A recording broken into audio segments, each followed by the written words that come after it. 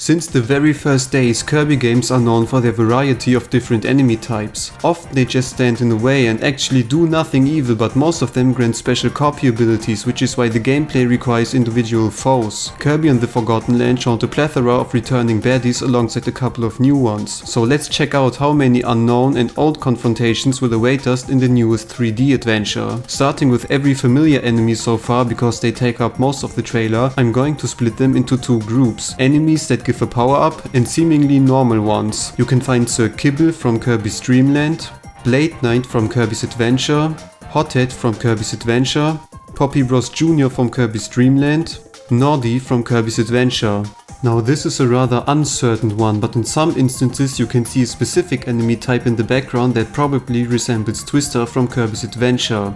Similar hidden Foley from Kirby and the Amazing Mirror can be spotted in one moment as well, and will surely once again bring along the bomb ability. You're probably wondering why I left out Korori from Kirby's Dream Land 3 for the ice ability. This is because in Dream Land 3 he didn't grant any power-ups, but judging by the portrayal of the trailer, this will most likely be the case here. Let's hop over to every foe, which just depicts a simple obstacle. There's Cappy from Kirby's Dream Land, Carbu from Kirby's Dream Land, Gabbon from Kirby's Dream Land 3, Wolf from Kirby's Return to Dreamland, Horror Tramp from Kirby Triple Deluxe, and Bronto Bird from Kirby's Dream Land. Alongside them you can find Scarface from Kirby's Dream Land hidden in the background during the desert scene. The Glunk from Kirby's Dream Land is a returner as well, but functions differently thanks to the new 3D environments. Instead of shooting one projectile in the air, he now attacks with multiple ones that drop after gaining a certain height. You may consider the typical cannons as no enemy type, but they are actually called Shotzu from Kirby's Dream Land and are regarded as an enemy type in the Kirby universe, so we will count them.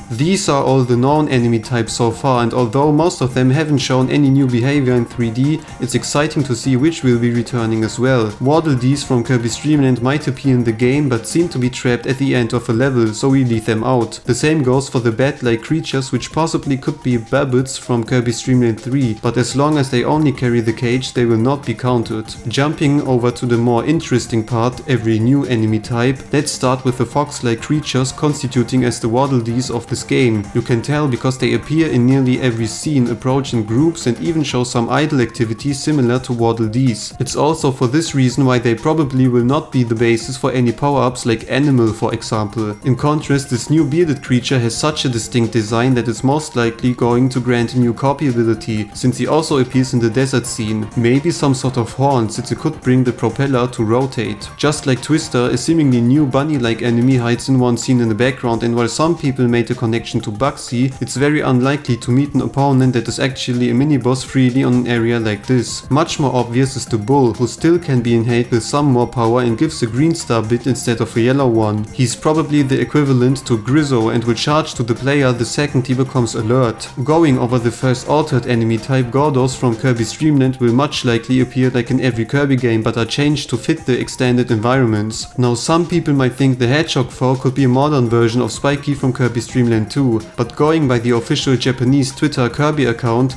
Kirby has to face off against the Beast Army this time, and alongside other new opponents, they did put the spiky one with them, so it seems plausible to assume that the Hedgehog will be categorized as a new one. While we are at the topic of the Beast Army, a larger snake and alligator are part of the army. Both of them look rather big and probably grant no copy ability. The final biggest enemy in the trailer is a huge gorilla who might be the first proper boss in the game and is foreshadowed before the fight even starts. You can see the attention to detail in his behavior when he tries to peer at Kirby when being attacked from the side, so it seems like bosses will react body-wise and not only make faces when being simply hit. These are all the confirmed new and old enemies so far, but you can be certain there are going to be much more. Until now we have a total number of 25 normal enemies, not counting the Waddle Dees, bats or the gorilla, which is more than Breath of the Wild has, so logically Kirby and the Forgotten Land is the bigger game.